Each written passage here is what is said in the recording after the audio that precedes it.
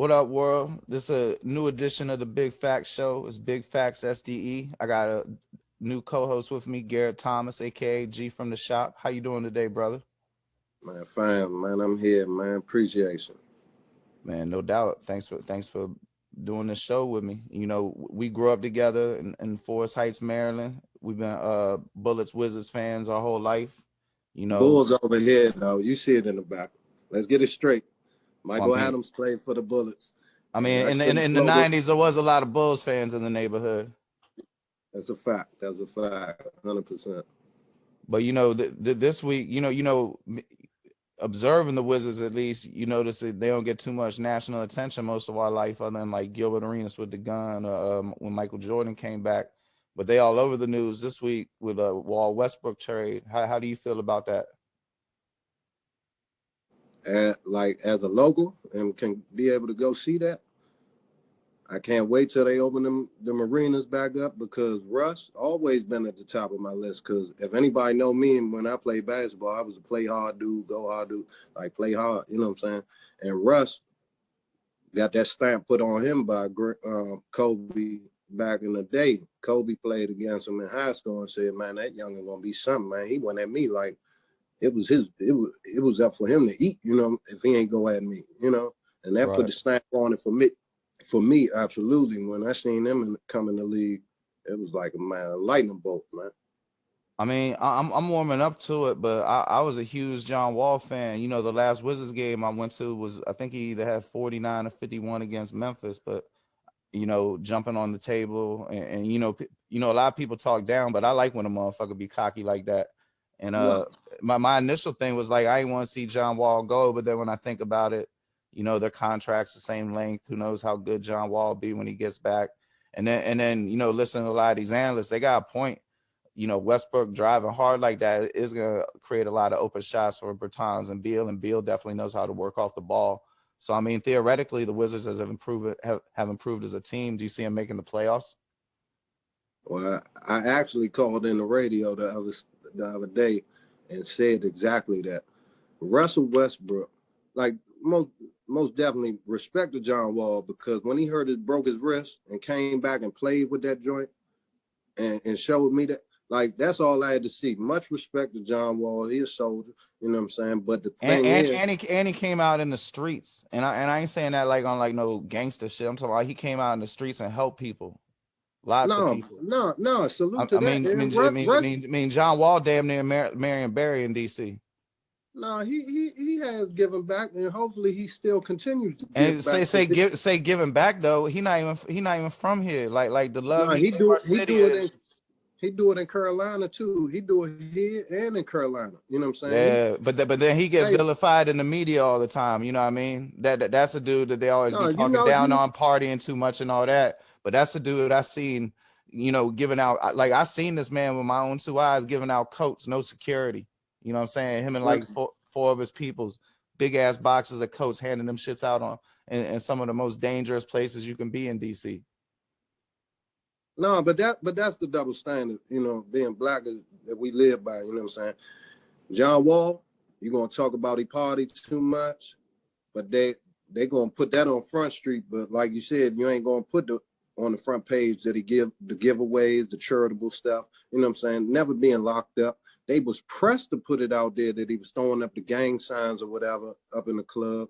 You know, we live under a microscope. At the same time, you look at Gronkowski, much respect to Rob Gronkowski, but he was a party animal too, hanging out with Right. porn stars, you know what I'm saying? But oh, he's a wild animal. You know, it's comical that. Yes, You know what I'm it's saying? So charming and shit. the charming shit, like look at Cam Newton. Every time Cam Newton lose a game, they say, look at Cam, he a poor loser. Baker Mayfield the same way, come up there and get snazzy with the reporters, cuss him out damn near. And they, oh, he's a fiery competitor. But you know what I'm saying? That's nor here nor there. John Wall, much respect to him on and off the court. But at the same time, when it comes to basketball, I would have did that trade in a heartbeat for the simple fact. Durability is an issue for both of them, but John Wall hasn't played in 2 full years. And Russell Westbrook Achilles is has been serious. no, and that was coming off the knee. He tore the Achilles at home coming off the knee. Yeah. So that was a whole 2 years he ain't played. All right, let's look at their jump shot. Both of them broke. Maybe John Wall comes back with a better jump shot, but I disagree with you there. I think John Wall's a pretty good catch and release spot up shooter. I think it's off the dribble jumper needs work. I think both. I mean, on NBA standards, obviously they can both shoot better than me. My jumper always been broke. Let's not get that twisted. But at the same time, on the NBA level, they're mediocre shooters, both of them, and Russ is below mediocre. But the fact is, both got to handle the ball. Both have to be ball dominant. James Harden in Houston needs the ball more than Russ. Come over here, Brad Beal don't need the ball to be successful. Brad Beal can run off screens. Brad Beal, they can do the little what they was doing in OKC with KD and Russ. They got Bertans, Brad Beal. They drafted the overseas kid Denny. They got Robin Lopez. I think that's an underrated move. No, I love Robin Lopez. Never play hard dude. You know what I'm saying? And the thing he be boxing out like a motherfucker. You know what I'm saying? For people who when y'all watch Robin Lopez, watch how he be boxing out. That's some textbook shit right there. And watch how he foul a motherfucker. That's how you use your fouls. Don't foul out because you get 6 in the league, but use 5 of them motherfuckers and make them remember you. Make them hate your ass. You know what I'm saying? And that's what Robin Lopez do coming off the bench. You still got Thomas Bryant. They got a nice little core. I like Cassius Winston coming out of Michigan State. He might make the team. He might be in the G League because Ish Smith's still over there, and Ish Smith gonna have something to say about this spot. But being as that the trade from Houston for John Wall, give me Westbrook, Russ can do his thing, get into the lane, kick the Bertans and Bill, 50-win season. That's what I'm saying. Top 4 team in the East. So do you think if they're not a top 4 team in the East around the trade deadline, that Westbrook or Bill might get traded? No way. Because Russ, this is another thing. Ain't nobody been talking about. Kevin Durant is from here, right? Right. Russ said, if he gets love. I didn't even think of that. Word. It's like the Michael Jordan effect in Chicago on Isaiah Thomas, man. You go to Chicago, you ask who's more beloved. Michael Jordan, hands down. And that kills Isaiah Thomas. Man, burns his patties to a bunch, man. You gonna do that to Kevin Durant. I mean, I love Kevin Durant, and I love how he brought the trophy back home. But did you have any resentment that he didn't consider the Wizards when he was a free agent? Not at all, because it's hard to come back home. You got everybody pulling at you. Can I get a ticket? Can I get a ticket? Man, he a bitch and he ain't give me a ticket, man. Fuck him. Nah, do what you do. I ain't like the move that he did going to Golden State because I wouldn't have never went to the opponent. You know what I'm saying? I would have tried to beat them, but much respect to him. He went over there, led the team in scoring, got MVPs, got the rings, and moved on. Hey, watch out for Brooklyn, man. Kyrie mad. KD mad. I say they go get Beasley. This maybe shit. Who knows? But going back to the Wizards Bullets things, who are some of the other Wizards Bullets over the years that you've liked? Like me personally, I love Bernard King. For some odd reason, I like Purvis Ellison like that for a year. Rex Chapman for a year. I mean, Purvis. Robert Pack, man. If Robert Pack hadn't got hurt for like 1 month, he was on the Wizards dunking on everybody, little point guard. I love Gilbert Arenas. He's still on the bench. He's still an assistant. Robert Pack is an assistant for the Wizards. Yeah. Oh, for the Wizards, I know I seen him as an assistant. Robert Pack used to bang. Yeah, he used to bang on motherfuckers when he was with Denver, all that, man. Robert Pack, shout out Robert Pack. That's the go look up his YouTube highlights. Yeah, man, yamming on motherfuckers. Man, way worse than that Kevin Johnson, Akeem Olajuwon dunk. Robert Pack could do something like that every game. Yeah, but that KJ jump was serious on the dream. That jump was serious. Oh yeah. Oh, for sure.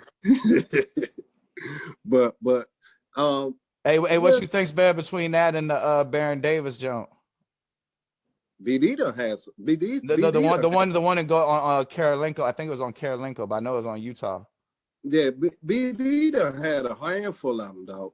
Yeah, but that He one done against Utah was like the clear yeah, cut that number. joint was serious. But you know, I've been watching BD since college, man, and I remember he was playing and went baseline in college and banged on somebody's baseline and tore his knee for the first time. Baron Yeah. Davis, man, another cult classic, man. That don't get there. You know, shout out Baron Davis. Man, Man, BD was my favorite player in the league at one point. Nah, because he was tough, man. Them Hornets days. And dog on live back in the day, I used to love using BD because you could just drive and dunk. Man, that shit was like a cheat code. And then no one would ever pick them Bama's because they suck. You know what I'm saying? Like motherfuckers have an issue if you pick the team with Shaq on it. They wouldn't have no issue if you picked the team with BD, but in a way, he was just as much a cheat code. No, that's how I used to use Phoenix, man, when they had Nash, fucking Murray, Stoudemire, them, and I used to kill the Suns, man. And then they all them Bama's that could shoot threes and shit. So if the computer start Casey, clogging the lane. Casey Jacobson was on that jump, man. I used to kill Casey Jacobson coming off the bench, man, from Stanford, man. Just give them open threes, right? Man, water. Yeah, water.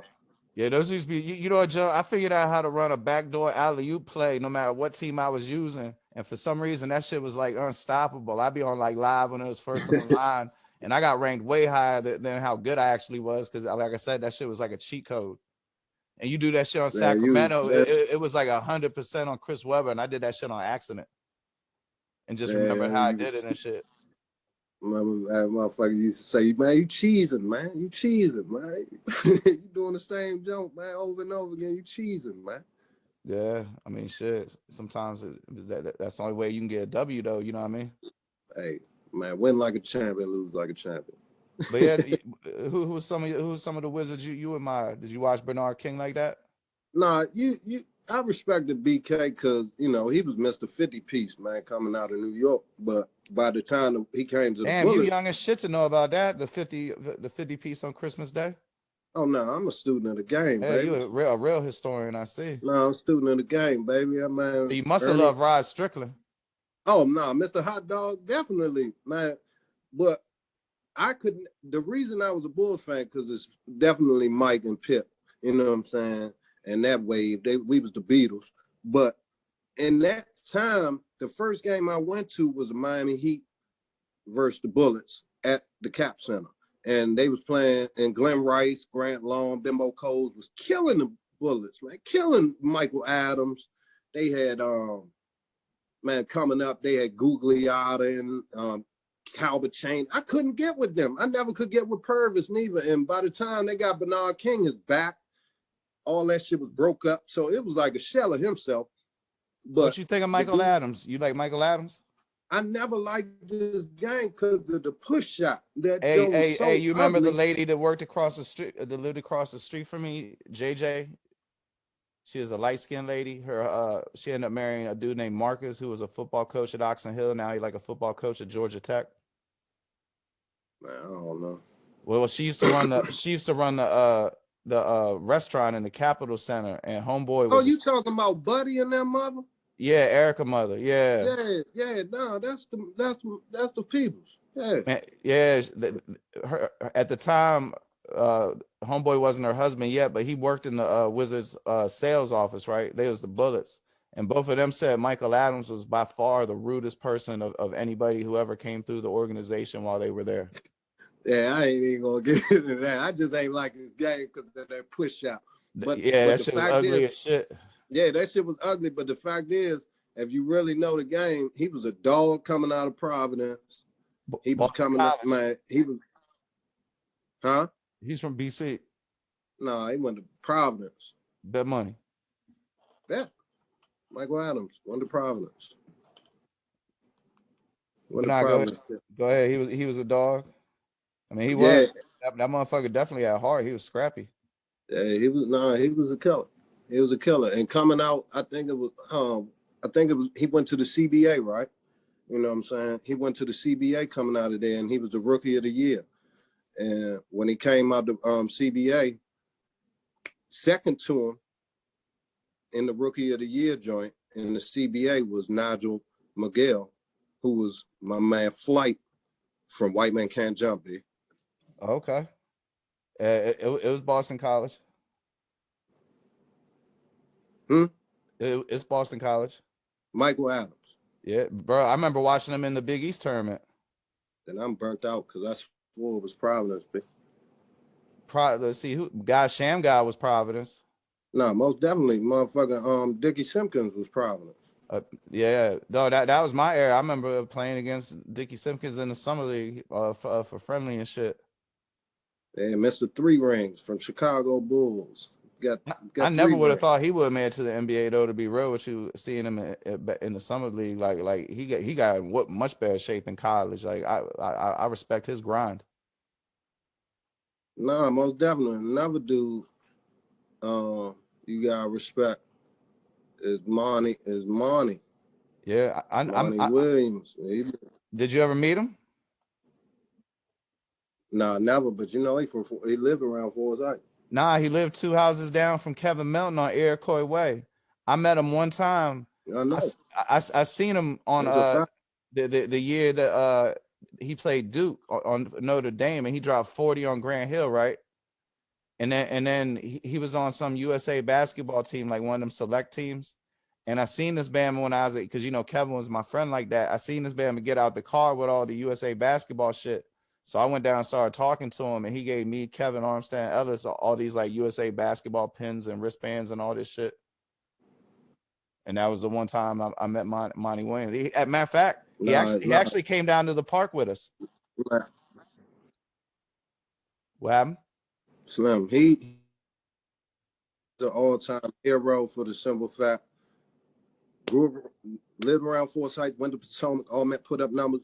Man, made it through adversity, man, turning them Phoenix Suns around. Man, shout out Monty, man. He's a hero. Had a heart condition, was told he was never going to play again, and came back and made it to the NBA, didn't get drafted because of that.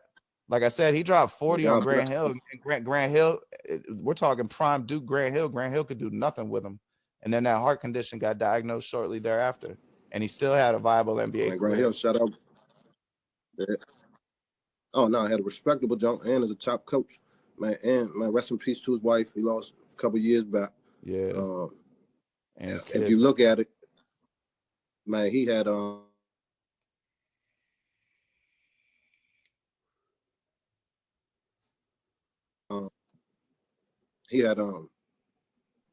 jump went out. Huh? Oh, there you go. Can you see him?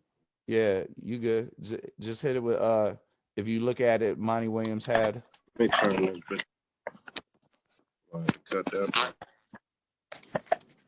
Man, he had but if you look at it a couple of years back, he had Dante Cunningham on the team, man. Both of them went to Potomac. And ain't that some shit, man? You coaching a dude that went to your high school, you know what I'm saying, in the league. Yeah, that's crazy. But I mean, I guess that's not as unlikely for PG County. PG County gotta have the most people in the NBA outside of like some county in California. No, but you said Grant Hill earlier too.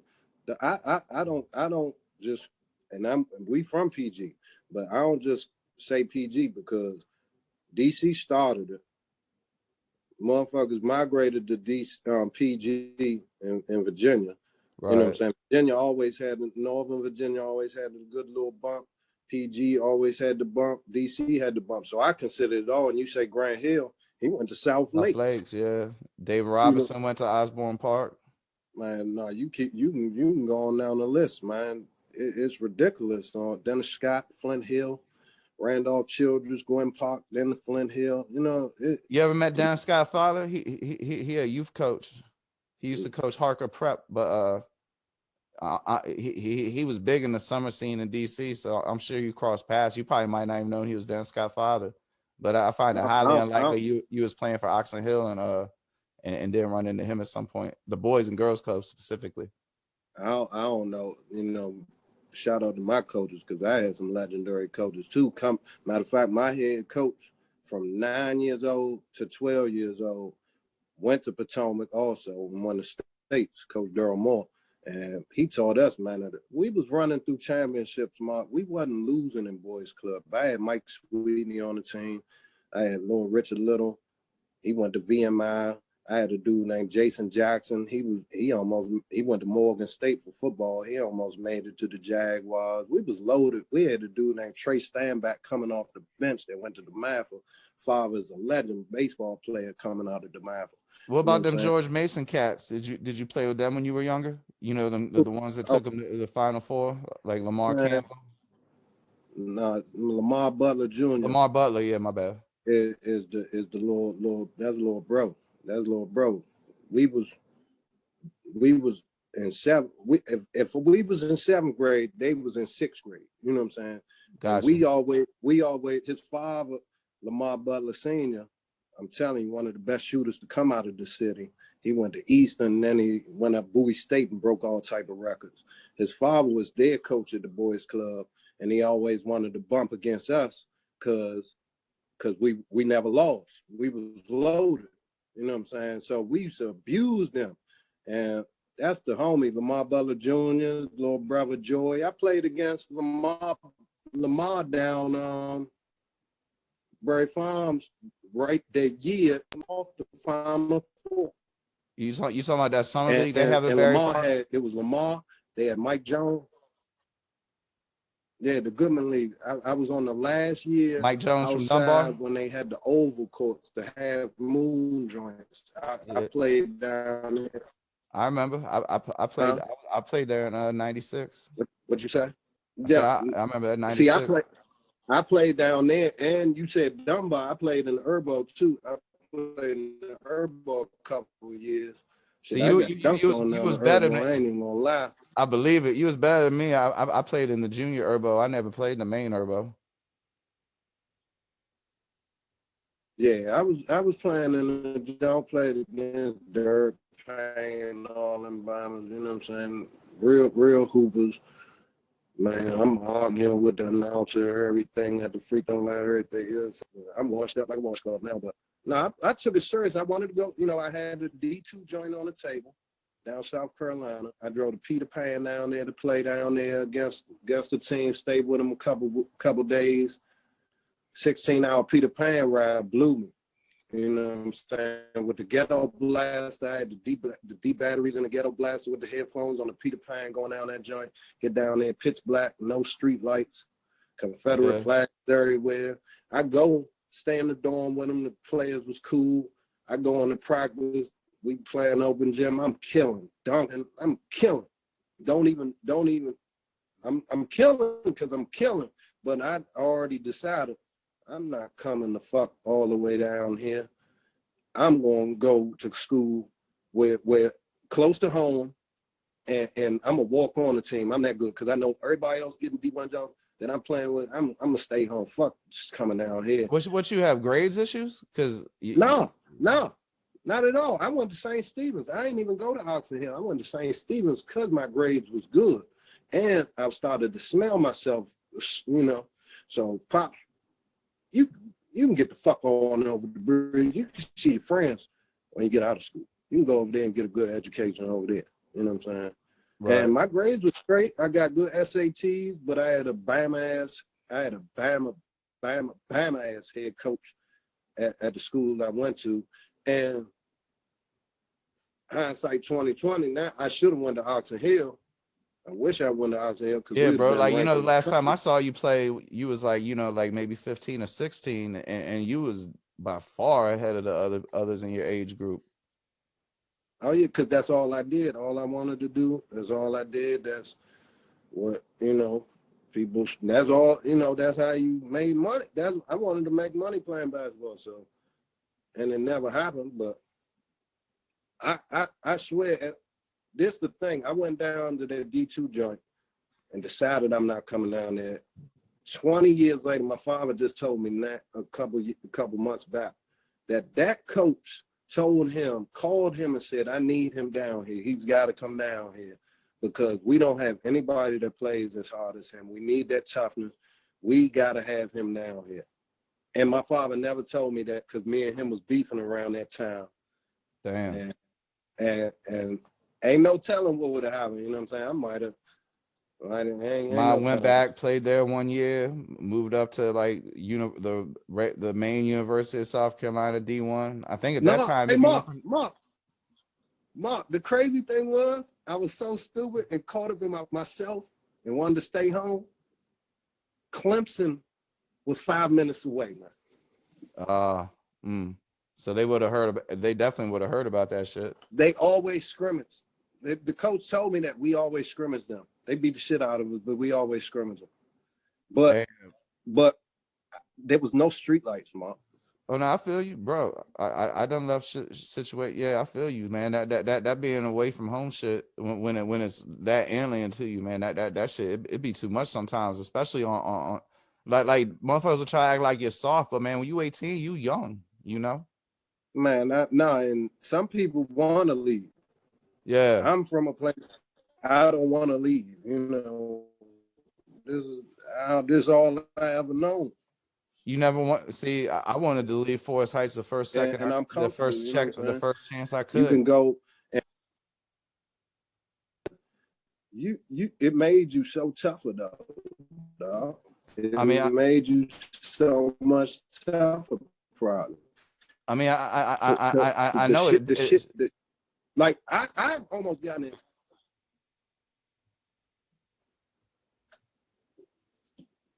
What did you say? You broke out.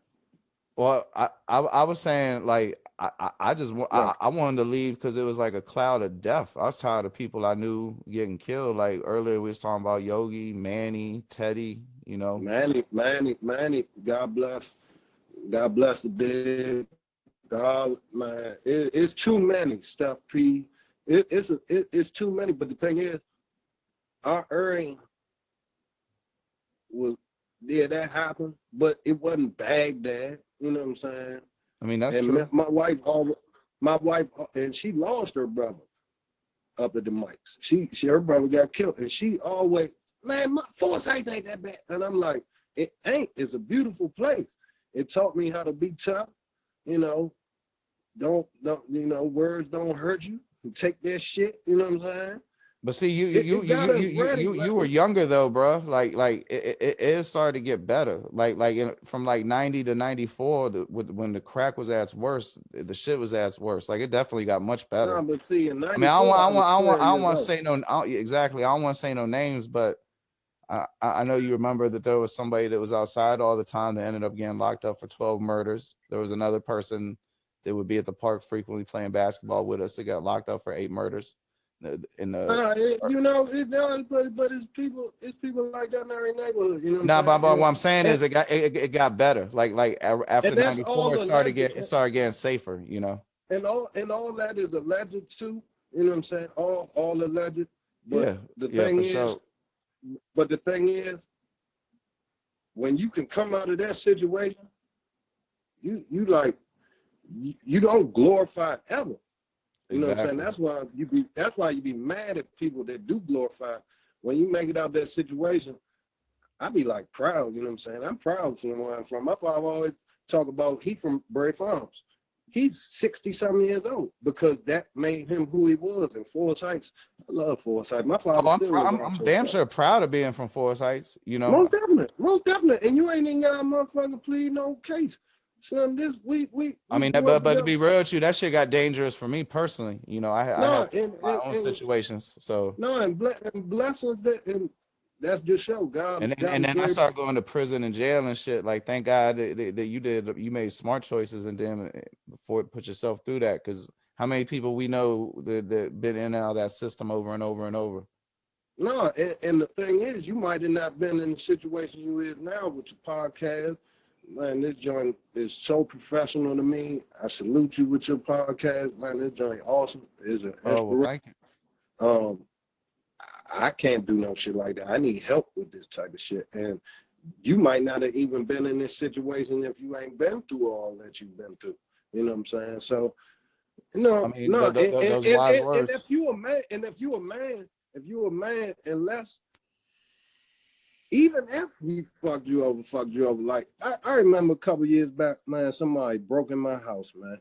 I swear, I wanted to killing people, man. I swear, I prayed to God that I never found out who it was, though. Right, I feel you. You know, because if you found you know out you. and then it was somebody, and I don't want to do none of that. That shit hurts. When you want to hurt someone, that shit hurts your heart. Like you ain't even in it.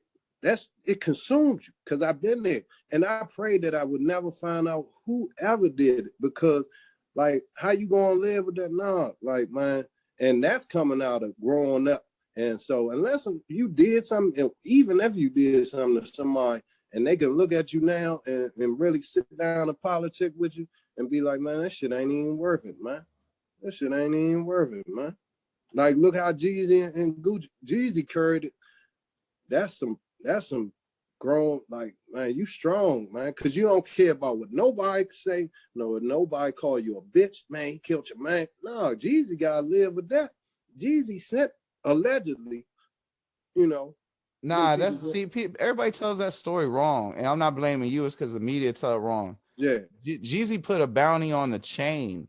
On the song, yeah, on the song. And so these dudes, they're called the concentration camp clique. I interviewed one of them years ago, and I mean, they didn't. I interviewed them about music. I didn't talk to them about this, but they decided, yeah, and they got into a bang out, and the police was there, and the homeboy they got hit was hiding in the woods, and if he had just turned himself in, he would have got medical treatment, but he bled out and died.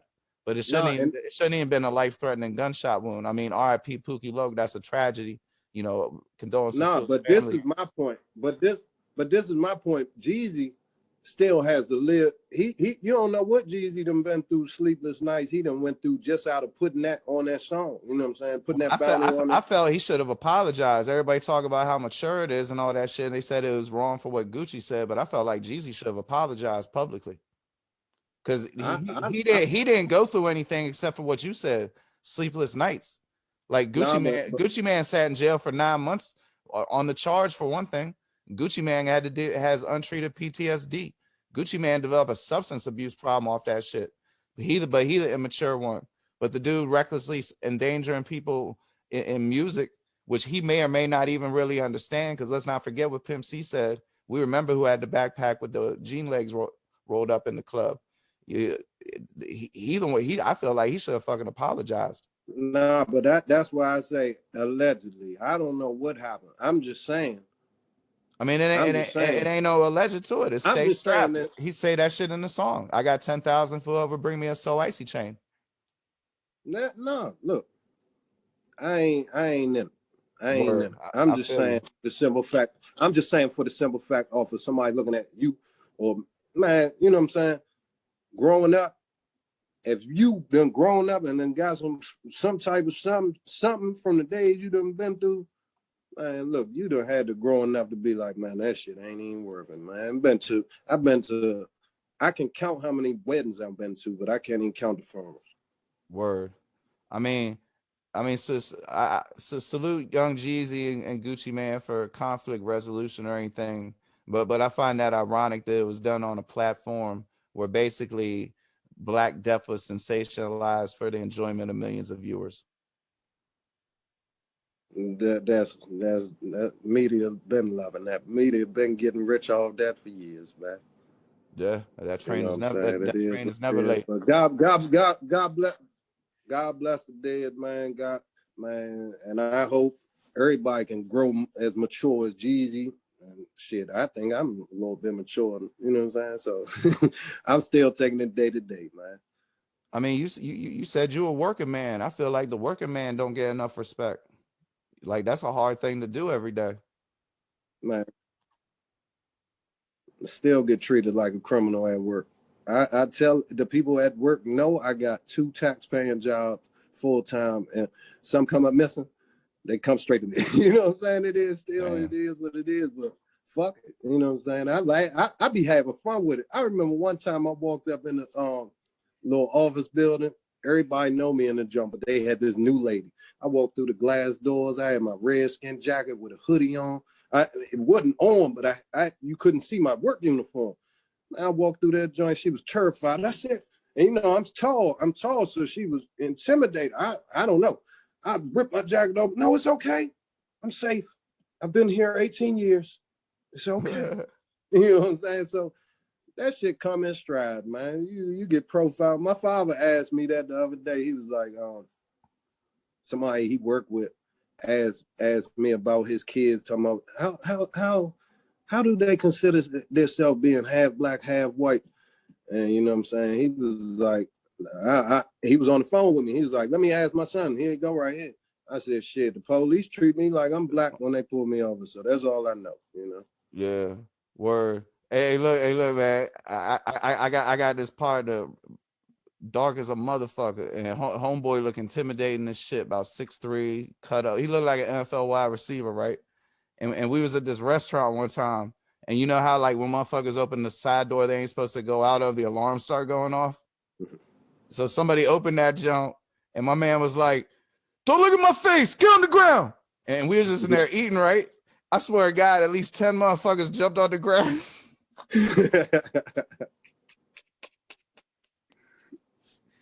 Man, that shit was hilarious. They don't got no point. That shit was just funny as a motherfucker. Nah, I used to. It do got a point. Throw it in there. Word. Hey, I see you in Houston. Speaking of Houston, I seen you you've been putting all the Pimp C stuff up. You was a big fan of Chad, huh? Man, we need Chad, man. We need Chad Yes, today. yes, sir. Like most woke people I ever like heard. Like, man, he like my wife. I almost got in a fight with my wife one day. Like, man, she was like, he's not that lyrical, and you know it's true, but you can't. But say he is that in a type way of shit. though. No, but you can't say that type of shit. It's plenty of people more lyrical. He was the most like he's the South version of Old Dirty Bastard, but way more woke and then like way more understand. Like They telling you to get saved, but most preachers is false prophets sitting in the pulpit getting paid. That's somebody that's lyrical. You know what I mean? Look, no, but you understand what I'm saying. You know, Hell yeah. I'm not downgrading Pimp lyricism. I'm just saying. Oh no, I know you know about it. You can't say that type of shit about certain people, and that he's on that pedestal. And yeah. when he died, it just so happened to be on Jay-Z's birthday, and yeah, Jay-Z, you know, respect, but Pimp get my honors on that day. I don't put happy birthday, Jigga. Like, I respect Jay-Z, but I liked a lot of early Jay-Z music, but I don't really fuck with Jay-Z. We'll talk about that on another topic because I'd much rather talk about Pimp. What's your favorite UGK album? Riding Dirty? Man, it ain't the albums, it's like the songs, like High Life. That's High Life probably my favorite song. High Life, man, Slim. That wood wheel, when that wood wheel comes, Slim. House on the hill, marijuana man, by the field. I just brought a brand new Elder Reed. Black on black, drop top black. North Star fifth wheel on back. Yeah. Stuff. Hey, yeah, the back, man. And he was so smart, man. So smart. And them motherfucking beats. Oh man. Because he wasn't just making beats, he was playing instruments. You know what I'm saying? And that's when, like, man, just the skits and him just spitting game. You know what I'm saying? Like, man. You know who I thought he was the most like more than anybody? Prince. I always thought Pimp C was like hip hop Prince. Because they can both play all the instruments, they can both sing. That's why I put it. They can both write songs. But see, that's how I put it with Old Dirty Bastard, for the simple fact the aura he had when he come in that joint, James Jones, Jack Tripper in the building, man. Yeah, word.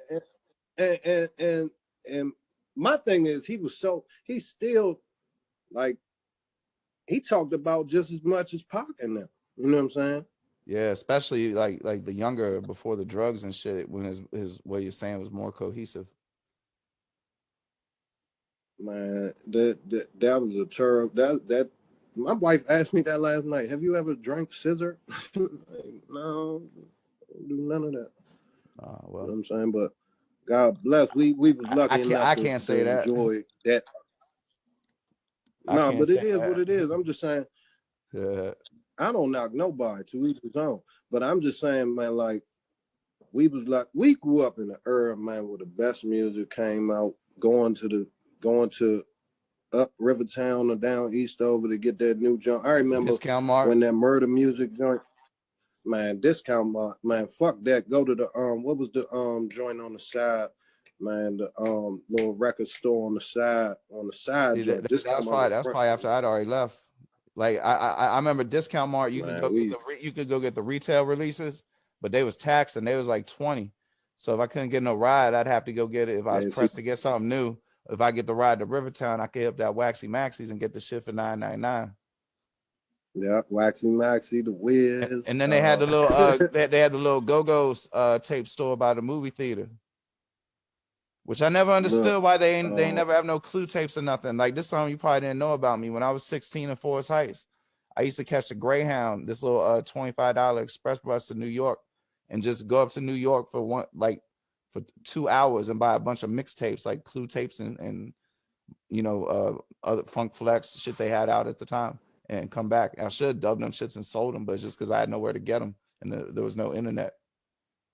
That's how much I used to love rap.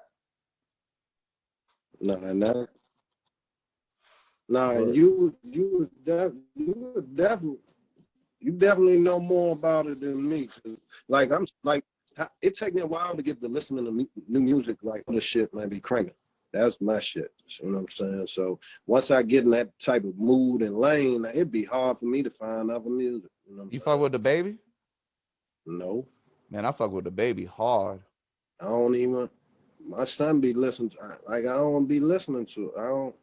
Man, I I ain't, love the baby. I stay listening to the baby, and then I feel like the wet like for more recent. I mean, not youngins, but I feel like the West done took it over. Really, I feel all that YG, Nipsey Hussle, Kendrick Lamar, Schoolboy Q is the best shit out. Like I know you listen to Kendrick. I like Kendrick, but to me, I like um, Schoolboy got that's never changed. What's that jump? The See, jump with the I don't know his songs as well as I know Kendrick's. I'm much more of a see, Kendrick see and if you get on like J Rock. I love J Rock. see with that West shit, like Gibbs out there now too, ain't he? He Gurry, but he out there a lot now too. So he's starting to sound like. Well, I mean, almost everybody moved to Los Angeles or Atlanta when they get successful, except But some of the New Gibbs got York a bands. lot of that sound with him now. I like Gibbs. I like Gibbs. Well, I mean, Who else? I ain't trying to get into it, but Gibbs is tapped in, so he probably be around people that would just by osmosis he would absorb that sound somewhat. I think that's Yeah, why he goes out of the way to do albums with people like the Alchemists and stuff. I love Alchemist. Alchemist, Derringer, man. You remember that run when Mobb Deep was jive like better than Nas for real? Mobb Deep was coming with that motherfucker fuego. And that's why I said I remember the week Murder Music came out. I walked up to Rivertown and got Murder Music. And then the next Damn, that's week a nice walk too. yeah, and the next week it was the Melvin Flint, the Hustler joint came out. I went and walked back and forth, man. It Hey, was that shit, was you disappointed in I was a little disappointed in Melvin Flint the Hustler, but I still listen to that No, joint to be like cocaine business controls America. man, he got some bangers on there, but it definitely wasn't as good as the NORE joint. You know what I'm saying? But he got some bangers. He even had some bangers on the joint he came out with a couple years ago, the 5E joint. Man, You know? he got a jump called No Reality. Man, that shit it got overlooked. That shit go just as hard as any of his albums. No Reality. But see, out of the blue, I just go back and listen to the War Report. Just out the Yeah, me blue. too. I mean, I feel you about the new music because sometimes I'm like, why listen to this shit that it could be good and maybe it is good, But I know instead of listening to this, I could go listen to this great shit. Nah, and that's why I said when I started really getting on the Griselda like 3 years ago, that shit hit right. It's like this. They talking about this shit sound like woo. They using the sports law references. They got the banging beats. You know, Yeah, remember when yeah. They banging, but shit listen open to a beats. lot. They listen to a lot of Action Bronson. Action Bronson, man, done lost a lot of weight. I done seen little pictures, man. They said he man slimmed down. I hope he did that shit healthily, because I don't want to be making fun of nobody. But when Paul Wall lost all that weight, and I found out it was because of a lap band, I don't know why, bro, but for some reason I look down upon that. Like, I mean, man, that's because you look if you needed to like stay, if you need to stay alive, cyborg out here. say what? You out here ripped up like Van Damme, man. I see you out here with all your workout shit, man, looking like Van Damme. Man, I live around a bunch of Trump supporters. It ain't nothing to do but exercise. I ain't gonna be talking to nobody. My wife family live out here. We moved here from Houston. I was much better suited to Houston or the DC area. Tampa ain't really for me. All I know, if they got alligators and snakes crawling around like dogs and squirrels, I ain't with that shit. Yeah, I mean, I only seen a snake once. I seen a gator a few times, but gators be near water. As long as you stay away from water, you ain't gonna run into no alligator. To be real with you, the more danger is the proverbial Florida man. There be some crazy motherfuckers out here, and if I'm saying that, like, I'm crazy, so I know crazy when I see it, and it'd be motherfuckers crazier than me.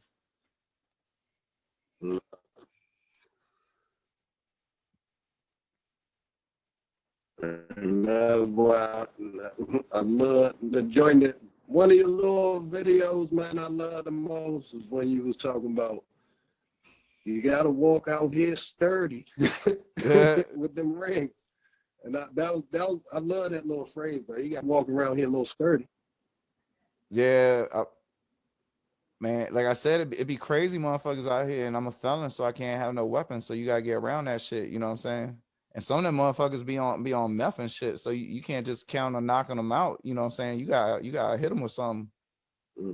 And then on top of that, motherfuckers be letting their dog loose like shit out this bitch. I carry a walking stick, bro. I done had to fight off like real dogs too, like German shepherds and Rotties and mean pits, like at least 9 times in 2 years. If I wouldn't have had that stick, I would have been short.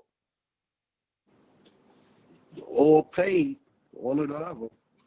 Yeah, or both. Yeah, word. Yeah, you can be short and paid, no bullshit. But shit, this seemed like a good place to end it. But I want to ask you one question before we go. I see you got the Sopranos poster over your shoulder. What happened? Did Tony die? That was so whack. That shit was so whack. It was like you leave it up in the air like that, man.